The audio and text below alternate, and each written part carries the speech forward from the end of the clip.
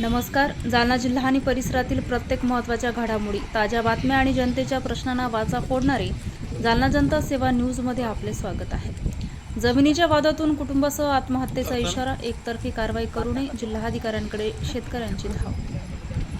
रेवगाव येथील गट क्रमांक 122 व 142 मधील हद्दनाळी व पाण्याच्या विल्हेवाटच्या वादात अधिकृत मोजणी पूर्ण होईपर्यंत कारवाई न करण्याची मागणी. जालना तालुक्यातील रेवगाव येथील शेतकरी दिलीप बाबूराव गोल्डे यांनी जिल्हाधिकारी जालना यांच्याकडे निवेदन देत गावातील सर्वे क्रमांक 32 मधील गट क्रमांक 122 आणि सर्वे क्रमांक 40 मधील गट क्रमांक 142 या संदर्भातील प्रकरणात अधिकृत मोजणी पूर्ण होईपर्यंत कोणते एकतर्फी अथवा प्रत्यक्ष कारवाई करू नये अशी मागणी केली आहे. निवेदनानुसार संबंधित प्रकरण हे हद्दनाली आणि पाण्याच्या विल्हेवाटबाबत असून सन 2023 पासून महसूल प्रशासनाकडे प्रलंबित आहे. या प्रकरणात विविध पंचनामे, स्थळ पाहणी व अहवाल सादर करण्यात आले आहे. दिनांक 16 जुलै 2025 रोजीच्या अहवालात संबंधित गटांची अधिकृत मोजणी आवश्यक असल्याचं स्पष्ट करण्यात आलं होतं. त्यानुसार 19 सप्टेंबर 2025 रोजी मोजणी करण्याचे आदेश देण्यात आले. मात्र अद्याप मोजणी पूर्ण झालेली नसल्याने हद्दनालीचे अचूक स्थान आणि संबंधित पक्षाच्या सीमांबाबत अंतिम निष्कर्ष निघालेला नसल्याचे निवेदनात नमूद करण्यात आलं आहे.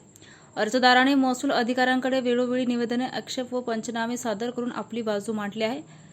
मात्र उपलब्ध पंचनामे, महसुली अभिलेख आणि अर्जदाराने सादर केलेल्या कागदपत्राचा पूर्ण विचार न करता प्रत्यक्ष कारवाई सुरू असल्याचं समजत असल्याने त्यांनी चिंता व्यक्त केली आहे.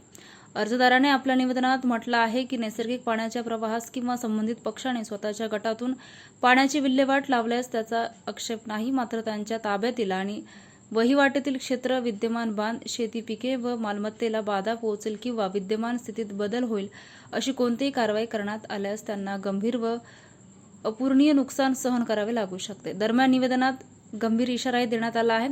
जर आमचा गट क्रमांक 142 मध्ये नाली खोदण्यात आली तर आम्ही सर्व कुटुंबासह मुलाबाळासह नालीत उतरून विष प्राशन करू. त्यास संबंधित अधिकारी व कर्मचारी जबाबदार राहतील असा उल्लेख अर्जदाराने आपल्या निवेदनात केला आहे. या पार्श्वभूमीवर जिल्हा स्तरावर लक्ष घालून प्रलंबित अधिकृत मोजणी पूर्ण होईपर्यंत कोणतीही एकतर्फी कारवाई न करण्याचे आदेश देण्यात यावेत.